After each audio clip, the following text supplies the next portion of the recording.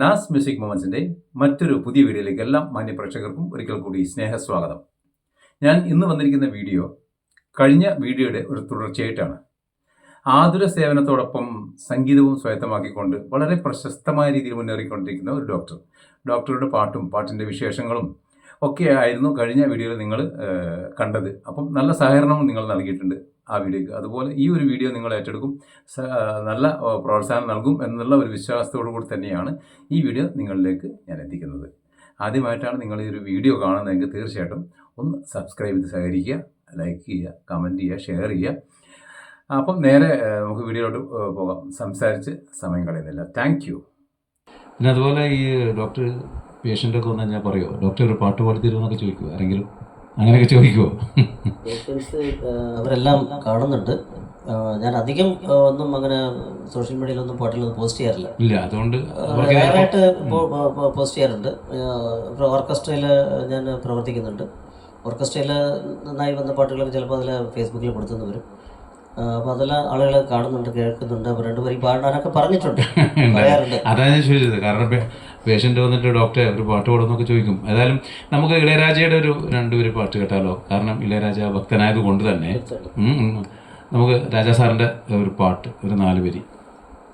രാസാത്തി വന്ന് കാണാതെ നെഞ്ച് കാത്താടി പോലാടുത്. രാസാത്തി വന്ന് കാണാതെ നെഞ്ച് കാത്താടി പോലാടുത്. പൊഴുതാകി പോച്ച് വിളക്കേത്തിയാച്ച് പൊന്മാനെ ഒന്ന് തേടുത്. രാസാത്തി വന്ന് കാണാതെ നെഞ്ച് കാത്താടി പോലാടുത്. ആഹാ, അടിപൊളി അടിപൊളി. വളരെ പ്രശസ്തമായൊരു പാട്ടാണ് രാജാ സാറിൻ്റെ. അതായത് ഈ പാട്ട് തേനി എന്ന് പറഞ്ഞ സ്ഥലത്ത് അവിടെ ഒരു ഡൂറിങ് ടാക്കീസ് ഉണ്ട്. അതായത് ഓല കെട്ടിടത്തുള്ള ഡൂറിങ് ടാക്കീസ് എന്നല്ല നമ്മൾ പറയുക. അപ്പോൾ അവിടെ ഈ പാട്ടിൻ്റെ സമയമാകുമ്പോൾ ആനക്കൂട്ടങ്ങളൊക്കെ വന്ന് പാട്ട് കേട്ടിടങ്ങ് പോകും എന്നുള്ളതൊക്കെ കേട്ടിട്ടുണ്ട്, ആളുകൾ പറഞ്ഞു കേട്ടിട്ടുണ്ട്. അത് സത്യമാണെങ്കിലും എന്നറിയില്ല, പക്ഷേ സത്യമാണെന്ന് അങ്ങനെ പലരും പറയുന്നു. ഓക്കെ ഓക്കെ, അങ്ങനെ ഉണ്ടാവാം. പിന്നെ ഫാമിലിയെ കുറിച്ചൊന്ന് പറയാം. എൻ്റെ വൈഫ് ട്രിവാൻഡ്രത്താണ് വീട്. അപ്പോൾ ഞങ്ങൾ ലവ് മാരേജ് ആയിരുന്നു. ആണല്ലേ? പാട്ട് പാടി പാട്ട് അന്ന് ഞാൻ ലവ് ലെറ്ററൊക്കെ എഴുതുമ്പോൾ ഞാൻ ഏതെങ്കിലും 4 വരി മലയാളത്തിലുള്ള പാട്ടുകൾ, അതായത് തരങ്കിണി കാസറ്റ്സിൽ അന്ന് കുറേ പാട്ടുകളുണ്ടായിരുന്നല്ലോ, യേശുദാസ് പാടിയ കുറേ പാട്ടുകൾ. അതുകൂടാതെ സ്വപ്നങ്ങളൊക്കെയും പങ്കുവയ്ക്കാം, ദുഃഖഭാരങ്ങളും പങ്കുവയ്ക്കാം, ഇനി സ്വപ്നങ്ങളൊക്കെയും പങ്കുവയ്ക്കാം, ദുഃഖഭാരങ്ങളും പങ്കുവയ്ക്കാം. ആശതൻ തേനും നിരാശതൻ കണ്ണീരും ആത്മദാഹങ്ങളും പങ്കുവയ്ക്കാം, ഇനി സ്വപ്നങ്ങളൊക്കെയും പങ്കുവയ്ക്കാം, ദുഃഖഭാരങ്ങളും പങ്കുവയ്ക്കാം. ആ പാട്ട് പാടിയിട്ടാണ്. ആ പാട്ടാണ്. ഇതുപോലെ പാട്ടുകൾ അത് തരങ്ങിണിയിലുള്ളതല്ല, നമ്മുടെ വിദ്യാധര മാസ്റ്ററുടെ ഒരു ഇറങ്ങാത്തൊരു സിനിമ എന്താണെന്ന് തോന്നുന്നു. അപ്പോൾ സംഗീത സഭയുമായി ബന്ധപ്പെട്ട് ആദ്യത്തെ ഇനാഗുറേഷൻ സമയത്ത് വിദ്യാധര മാസ്റ്റർ ഞാൻ എയർപോർട്ടിൽ നിന്ന് സ്വീകരിക്കുമ്പോൾ ഈ കാര്യം അദ്ദേഹത്തിനോട് പറഞ്ഞു, സാറിൻ്റെ ഈ പാട്ടാണ് ഞാൻ എൻ്റെ വൈഫിന് ആദ്യമായിട്ട് ലവ് ലെറ്ററിന് വേണ്ടി 4 വരി എഴുതി. എല്ലാ ലെറ്ററിലും ഒരു 4 വരി ചേർക്കും, ഏതെങ്കിലും പാട്ട്. തരങ്ങണി സ്റ്റുഡിയോയിലുള്ള അന്നത്തെ പാട്ടുകളാണ്. കുറേ പാട്ടുകൾ എൻ്റെ ഓർമ്മയിൽ വരുന്നുണ്ട്. ക്ഷേത്രത്തിലേക്കോ നീ, ആ പാട്ടൊക്കെ ഇല്ലേ? അപ്പം അങ്ങനെ ഇതുപോലെ ആ ടൈമിലുള്ള പാട്ടുകൾ ഒരു 4 വരി എഴുതി ശേഷമാണ് എന്തെങ്കിലുമൊക്കെ കുറിക്കുക. അപ്പം അങ്ങനെ വന്നിട്ട് പ്രായപൂർത്തിയാകുന്ന മുന്നേ അങ്ങനെ പ്രേമിച്ച് ഏതാണ്ട് കല്യാണം കഴിഞ്ഞ ശേഷമാണ് രജിസ്റ്റർ ചെയ്തത്. അത് വലിയ നിയമവിരുദ്ധമാണെന്ന് പറയുന്നത്. അപ്പോൾ എന്തായാലും എനിക്കറിയാം ഡോക്ടറുടെ വൈഫും ഒരു പാട്ടുകാരിയാണ്. പിന്നെ ഡോക്ടറോട് ചേർന്ന് നിൽക്കുന്ന എല്ലാ ആളുകളും പാട്ടുമായിട്ട് എന്തെങ്കിലും സംഗീതം അല്ലെങ്കിൽ എന്തെങ്കിലും കലയുമായി ബന്ധപ്പെട്ട ആളാണെന്ന് എനിക്കറിയാം. ഡോക്ടർ ഡ്രൈവറായാലും വീട്ടിൽ വരുന്ന, പിന്നെ എന്താ പറയുക, പറമ്പിൽ പണിക്ക് വരുന്ന ആൾക്കാർ വരെ സംഗീതമായിട്ട് ബന്ധപ്പെട്ട ആൾക്കാരാണെന്ന് അങ്ങനെയാണ് ഞാൻ കേട്ടിട്ടുണ്ട്. അപ്പോൾ എന്തായാലും വൈഫിനെ ഇവിടെ ഉണ്ടെങ്കിൽ ഒന്ന് വിളിച്ചു കഴിഞ്ഞാൽ വൈഫ് പാട്ടുകാരിയാണെന്ന് പറയുന്നത് കേട്ടിട്ടുണ്ട്. അപ്പോൾ രണ്ടുപേരും പാട്ട് പാടാൻ തയ്യാറാണെങ്കിൽ തീർച്ചയായിട്ടും വൈഫിനെ ഒന്ന് വിളിക്കുക. അതിന് ഹലോ, സ്ഥലത്തുണ്ടോ? നാസർജി വിളിക്കുകയാണ്. ഓ, ആള് റെഡി കേട്ടോ. ആള് റെഡിയിൽ ഇവിടെ എത്തിയിട്ടുണ്ട്. ഇവിടെ ഇരിക്കും. അപ്പം ഇതാണ് നമ്മുടെ ഡോക്ടർ ജി ശിവരാമകൃഷ്ണൻ സാറിൻ്റെ വൈഫാണ് സുമ ശിവരാമകൃഷ്ണൻ. അപ്പം നല്ലൊരു പാട്ടുകാരി കൂടിയാണ് എനിക്കറിയാൻ പറ്റിയിട്ടുണ്ട്. അപ്പം എന്തായാലും ഈ ഒരു വേളയിലൊരു രണ്ടുപേര് പാട്ട് നമുക്ക് വേണ്ടി, നമ്മുടെ ചാനലിന് വേണ്ടി രണ്ടുപേര് പാട്ട്, വേറെ വിശേഷങ്ങളും കാര്യങ്ങളൊന്നും നമ്മൾ ചോദിക്കുന്നില്ല. രണ്ടുപേര് പാട്ട് മാത്രം പാടുക. അല്ല, പെട്ടെന്ന് ഒരു 4 പേര് അത്രയേ ഉള്ളൂ. 2 പേരോ 4 പേരോ അറിയുന്ന ഏതെങ്കിലും ഒരു പാട്ട്, ഇഷ്ടമുള്ള ഏതെങ്കിലും ഒരു പാട്ട് പാടിക്കോ, കുഴപ്പമൊന്നുമില്ല. പാടിവാ കാറ്റ് പാടിവാ. പഴയ പാട്ട് മതി. എന്നാ പിന്നെ പുതിയ പാടിക്കോ. പഴയതറിയില്ല, പുതിയ പാടിക്കോ. ഇഷ്ടമുള്ള പാടിക്കോ. ഓർമ്മയുണ്ടെങ്കിൽ പാടിക്കോ. മൈക്ക് അടുപ്പിച്ചു പിടിച്ചു കേട്ടോ. തമിഴനായ ചേട്ടൻ മലയാളം പാടിയുണ്ട്. ഒരു മലയാളിയായ ഞാനൊരു തമിഴിന്റെ 2 പേര് പാടാം. അങ്ങനെയാണെങ്കിൽ അങ്ങനെ. தொடு தொடுவெனவே வானவிலென்று தூரத்தில் அழைக்கின்ற நேரம், விடு விடுவெனவே வாலிப நெஞ்சு நின்றடிவின் வெளியேறும். மன்னவா ஒரு கோயில் போல் இந்த மாளிகை எதற்காக, தேவியே என் ஜீவனே இந்த ஆலயம் உனக்காக. வானில் ஒரு புயல் மழை வந்தால் அழகே என்னை என்கது காப்பாய், கண்ணே நின்னை என் கண்ணில் வைத்து இமகள் என்ற நினைவுகள் அடைத்து സൗഖ്യമാകുമാ ഞാൻ സത്യം ചെയ്യവാ. അടിപൊളി, super. Thank you so much. ഒരു ലിറിക്സ് ഒക്കെ തെറ്റിയേക്കും. അല്ല, അത് കുഴപ്പമൊന്നുമില്ല, അതൊന്നും കുഴപ്പമില്ല, പെട്ടെന്ന് പറഞ്ഞല്ലേ. അപ്പോൾ ഏതായാലും 2 മിനിറ്റ് വന്ന് ഇരുന്നതിൽ ഒരുപാട് സന്തോഷമുണ്ട്. Thank you so much. അപ്പം ഡോക്ടർ ഫാമിലിയെ കുറിച്ച് പറഞ്ഞിട്ടില്ല, മുഴുവൻ ചില കുട്ടികൾ വൈഫിനെ പറ്റി മാത്രമേ പറഞ്ഞുള്ളൂ. 3 മക്കളാണ്. മൂത്തവൻ മനു, ഡോക്ടർ മനു. അവൻ ഗോവ മെഡിക്കൽ കോളേജിൽ പൾമനോളജിസ്റ്റാണ്, ചെസ്റ്റ് സ്പെഷ്യലിസ്റ്റാണ്, MD DNB. രണ്ടാമത്തെ മോള് ബോംബെയിൽ ഡെൻറ്റിസ്റ്റായിട്ട് വർക്ക് ചെയ്യുന്നു. മരുമകൻ അവിടെ തന്നെ RBIയുടെ മാനേജറാണ്. മൂത്ത മോൻ്റെ വൈഫും അതുപോലെ MD ഡെർമറ്റോളജി വിഭാഗത്തിലൂടെ വർക്ക് ചെയ്യുന്നു, ത്വക്ക് വിദഗ്ധയാണ്. അതുപോലെ MD DNBയിൽ ഉള്ളതാണ്. ഇളയ മകൻ ഇപ്പോൾ ഖത്തറിലെ ഒരു ജോലിയായിട്ട് വർക്ക് ചെയ്യുന്നുണ്ട്. യെസ്. അപ്പോൾ ആരെങ്കിലും പാട്ടൊക്കെ പാടാനുള്ള കഴിവുണ്ടോ അവർക്ക് ആർക്കെങ്കിലും? അച്ഛനും അമ്മയും പാട്ടുകാരാണല്ലോ. അപ്പം ഞങ്ങൾ 2 പേരെക്കാളും നന്നായിട്ട് പാടുന്നതാണ് മോള് മായ. ആണല്ലേ? നല്ല മെലോഡീസ് ആയിട്ടുള്ളൊരു വോയിസും അങ്ങനെ ഒരു മ്യൂസിക് സെൻസ് ഉണ്ടല്ലേ? ഓ, അവളുടെ അടുത്ത് ഞങ്ങൾ നിൽക്കില്ല പാട്ട് പാടുന്ന കാര്യം. അല്ല, എന്തായാലും ഉണ്ടായിരിക്കണല്ലോ, കാരണം അച്ഛനും അമ്മയും പാട്ടുകാരാണ്. അപ്പോൾ മക്കൾക്ക് അതിനുള്ള ഒരു കഴിവ് എന്തായാലും കിട്ടിയിട്ടുണ്ട്. മൂത്തവനും പാടും. അങ്ങനെ ഒരുപാട് പൊതുവേദികളിൽ ഉപയോഗിക്കുന്നില്ല എന്നുള്ളതേ ഉള്ളൂ. നമ്മുടെ സർക്കിളിൽ പാടും. ഇളയ മോനും നല്ല താളബോധമൊക്കെ ഉണ്ട്. അവന് പാടും, നല്ല കറക്റ്റ് മെഷറിലാവും പാടും, മെഷറുണ്ടാകും. ഓക്കെ. അപ്പോൾ ഏതായാലും നമുക്ക് ഡോക്ടറുടെ ഒരു പഴയ മലയാളം പാട്ട് കേട്ടാലോ, ഒരു 2 വരി. കാരണം പാട്ട് കേൾക്കാൻ വേണ്ടിയാണ് പ്രേക്ഷകരിങ്ങനെ ഡോക്ടറുടെ പാട്ട് കേൾക്കാൻ വേണ്ടിയാണ് ഇരിക്കുന്നത്. അപ്പം ഇഷ്ടപ്പെട്ടൊരു പഴയ മലയാളം പാട്ട് പെട്ടെന്ന് ഓർമ്മ വരുന്നതൊക്കെയാണ്. കടലിനക്കര പോണോരെ കാണാ പൊന്നിന് പോണോരെ, കടലിനക്കര പോണോരെ കാണാ പൊന്നിന് പോണോരെ, പോയി വരുമ്പോൾ എന്തു കൊണ്ടുവരും, കൈ നിറയെ പോയി വരുമ്പോൾ എന്തു കൊണ്ടുവരും. 14-ാം രാവിലെ പാലാഴിത്തിരയിലെ മത്സ്യകന്യകമാരുടെ മാണിക്യ കല്ല് തരാമോ.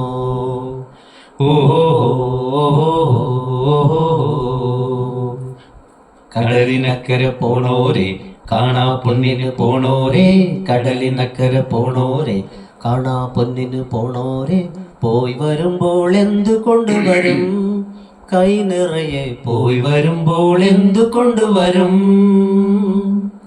14-ാം രാവിലെ പാലാഴിത്തിരയിലെ മത്സ്യകന്യകമാരുടെ മാണിക്യ കല്ല് തരാമോ.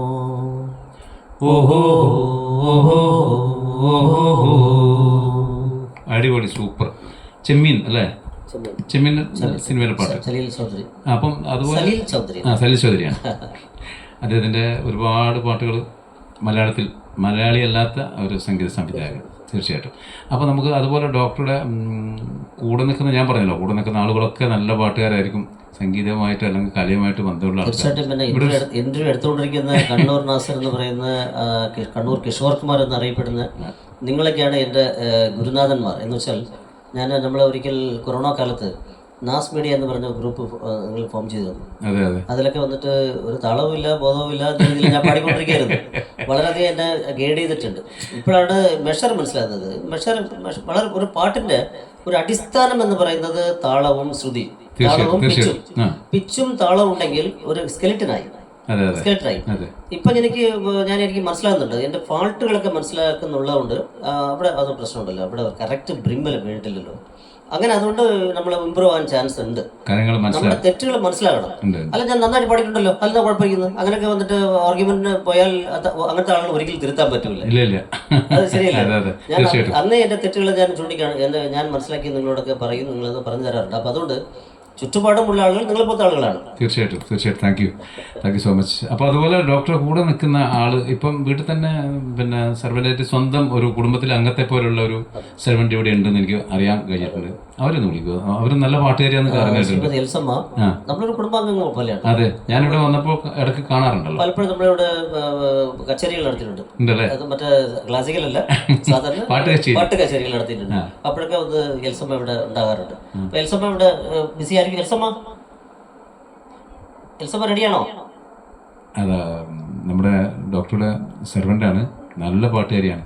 ഞാൻ പറഞ്ഞല്ലോ, ഡോക്ടറായിട്ട് ബന്ധപ്പെട്ട് കിടക്കുന്ന ആൾക്കാരെല്ലാവരും അങ്ങനെയുള്ള ആൾക്കാരെ ഡോക്ടർ ജോലിക്ക് പോലും നിർത്തുന്നുള്ളതാണ്. ഇപ്പം ഡ്രൈവറായാലും പിന്നെ അതുപോലെ മറ്റ് ഏത് മേഖലയിൽ പ്രവർത്തിക്കുന്നു, ഡോക്ടറായിട്ട് ബന്ധപ്പെട്ട് നിൽക്കുന്നുണ്ടോ എന്നും കലാകാരന്മാരാണെങ്കിൽ ജോലി ഉറപ്പാണ്.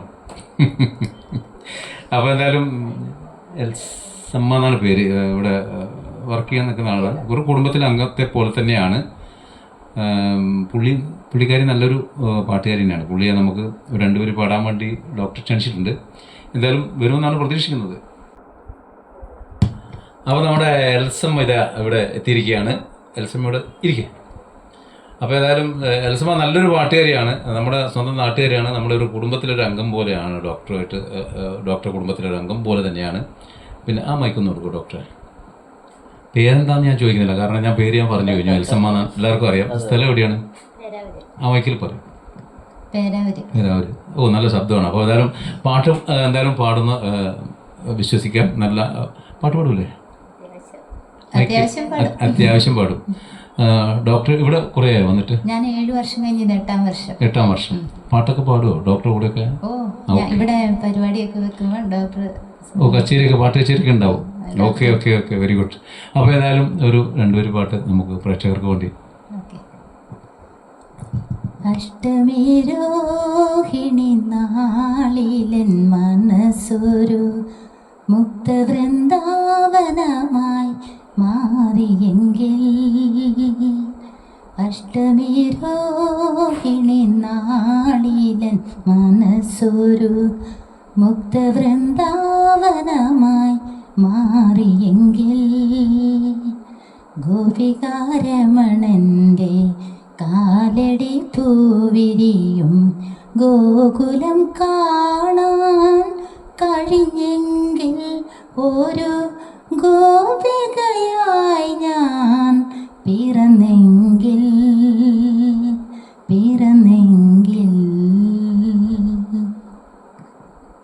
പെട്ടെന്ന് കഴിഞ്ഞാൽ നല്ല പാട്ട് കേട്ടോ, നന്നായിട്ട് പാടുന്നുണ്ട്, നല്ല ശബ്ദം. ഏതായാലും ഒരുപാട് സന്തോഷമുണ്ട്. 2 മിനിറ്റ് ഇവിടെ വന്നിരുന്ന ഒരു പാട്ടൊക്കെ പാടി തന്നതിൽ ഒരുപാട് സന്തോഷം. Thank you. അപ്പം ഇതാണ് ഞാൻ പറഞ്ഞ സംഭവങ്ങൾ. വീട്ടിൽ കണ്ടോ, 2 ഫീമെയിൽ സിംഗറാണ് ഡോക്ടറെ കൂടെ ഇപ്പോൾ ഉള്ളത്. ഈ ഡുവറ്റൊക്കെ പാടാൻ വേണമെങ്കിൽ അല്ലേ ഡോക്ടറെ? തീർച്ചയായിട്ടും നമ്മൾ പാടാറുണ്ട്. നന്നായിട്ട് പാടുന്നുണ്ട്. ഓക്കെ. ഇടയ്ക്ക് ഇങ്ങനെ കച്ചേരിയൊക്കെ വെക്കാറുണ്ട് തോന്നുന്നു അല്ലേ? വെക്കാറുണ്ട്. അത് ഇടയ്ക്കിടയ്ക്ക് നിങ്ങൾ തന്നെ പങ്കെടുത്തിട്ടുണ്ട് പല പരിപാടിയിലും. ഓക്കെ, തീർച്ചയായിട്ടും. നമ്മുടെ മനോജമ്മ, നമ്മളെല്ലാം പലപ്പോഴും കൂടുമ്പോഴൊക്കെ വന്നിട്ട് അതുപോലെ നമ്മുടെ കുറച്ച് ഫ്രണ്ട്സ് എല്ലാം വരാറുണ്ട്, പാട്ടുമായി ബന്ധപ്പെട്ടവരാണ്. അപ്പോഴൊക്കെ എൽസമ്മ ഇവിടെ രാത്രി സ്റ്റേ ചെയ്യും. അടുത്ത ദിവസമാണ് പോവുക. ഓക്കെ. അപ്പോൾ ഏതായാലും നമുക്ക് ഡോക്ടർ രാജാസാറിൻ്റെ രാജാസാറിൻ്റെ ഭക്തൻ എന്ന് പറഞ്ഞുകൊണ്ട് ഞാനും രാജാസാറിൻ്റെ പാട്ടുകൾ ഏറെ ഇഷ്ടപ്പെടുന്ന ഒരു വ്യക്തിയാണ്. അപ്പോൾ രാജാസാറിൻ്റെ ഏതെങ്കിലും ഡോക്ടർക്ക് ഇഷ്ടമുള്ളൊരു പാട്ട് കരകാട്ടക്കാരൻ സിനിമയിൽ സാധാരണ ഓർക്കസ്ട്രയിലും അതുപോലെ മറ്റുള്ള ഗാനങ്ങളിലൊക്കെ എപ്പോഴും പാടുന്ന പാട്ടാണ്. மாங்குயிலே பூங்குயிலே சேதி ஒன்று கேளு, உன்ன மாலையிட தேடி வரும் நாளு எந்த நாளு, முத்து முத்து கண்ணால நான் சுத்தி வந்தேன் பின்னால, முத்து முத்து கண்ணால நான் சுத்தி வந்தேன் பின்னால, மாங்குயிலே பூங்குயிலே சேதி ஒன்று கேளு, உன்ன மாலையிட தேடி வரும் നാള് എന്ത നാള്. ആഹാ, അടിപൊളി പാട്ട്. കരകാട്ടക്കാരൻ. മിക്ക ഗാനമേള വേദികളിലും ഇപ്പോഴും പാടുന്ന ഒരു പാട്ടാണ്. കാരണം ഇത്തരം പാട്ടുകൾക്ക് ഒരിക്കലും എന്താ പറയാ മരണമില്ല എന്നുള്ളത്. ഈ പാട്ടുകൾ ലോകം ഉള്ളിടത്തോളം കാലം ഈ പാട്ട് ഡ്യുയറ്റ് വെർഷനുമുണ്ട്, സോളോ വെർഷനുമുണ്ട്. ഉണ്ടല്ലേ? SP ബാലസുബ്രഹ്മണ്യം മാത്രം പാടിയിട്ടുള്ള സോളോ വെർഷനുണ്ട്, സോളോ ഉണ്ട്. ജാനകിയും ചേർന്ന് പാടിയിട്ടുണ്ട് അല്ലേ? 2 വെർഷനുണ്ട്. അപ്പോൾ അതിൽ കരകാട്ടം എന്ന് പറഞ്ഞിട്ട് ഒരു ഇതുണ്ടല്ലോ തമിഴ്നാട്ടിൽ. കരകാട്ടം നമ്മുടെ ഇവിടെ കുമ്പാട്ടം എന്ന് പറയുന്ന പോലെ. കാവടിയാട്ടമല്ല, കരകാട്ടം എന്ന് തന്നെയാണ് പറയുക. കരയിൽ വന്നിട്ട് ചെമ്പൊക്കെ വെച്ചിട്ട് നമ്മുടെ കാവടിയാട്ടം പോലത്തെ. ഓക്കെ.